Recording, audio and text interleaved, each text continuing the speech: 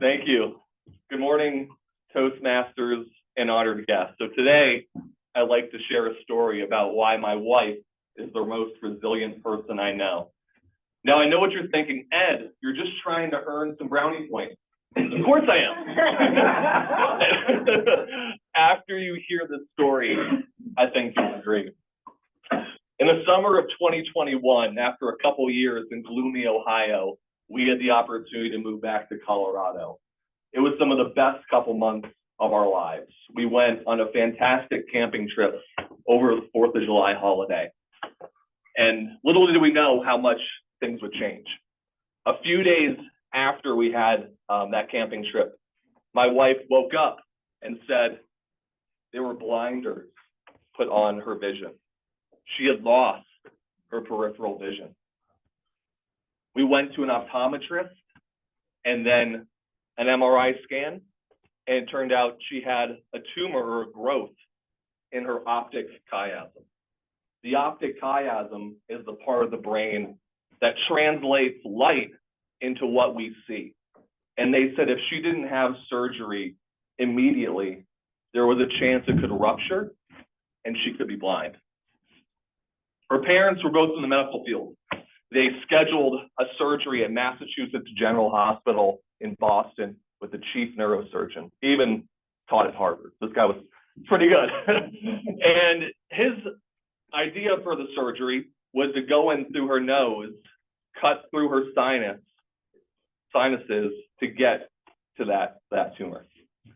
After 6 or 7 hours on the operating table, he came out and said he was unsuccessful.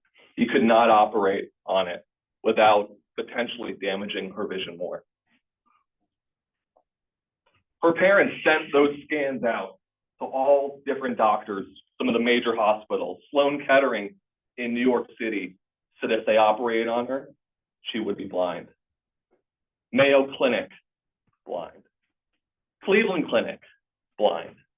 Yale New Haven Hospital, blind.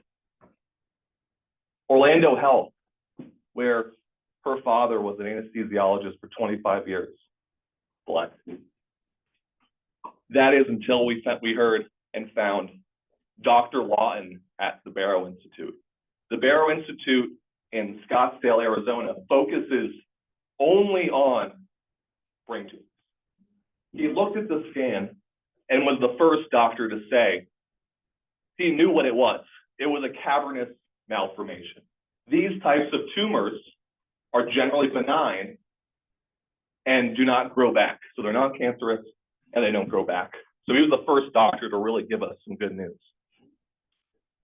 His plan for the surgery was to kind of do maybe more traditional surgery, go through the skull to get at the brain tumor. After several hours on the operating table, he came out and said that he was successful in that surgery. Scans 6 months later would show that he had gotten the tumor, and again, it did not grow back.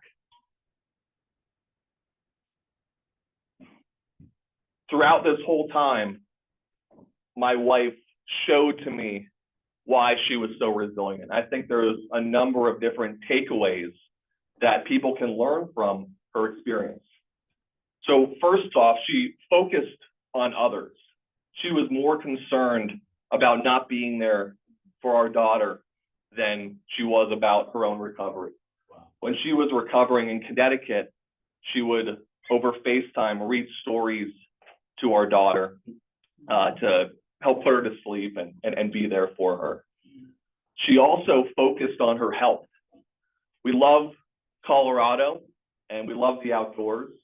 So we would take baby steps. So at first, walk just around the paved path in Garden of the Gods, slowly building up to bigger and bigger hikes. And now she works out, several times a week at Villa Sport. But most importantly, she focused on the positive. We would visit doctors after her surgery, and all they would focus on is how much vision she had lost. But what they didn't focus on is how much vision she still had. She could still drive. She could still hike. She could still be there for our family. And that's why my wife is the most resilient person I know.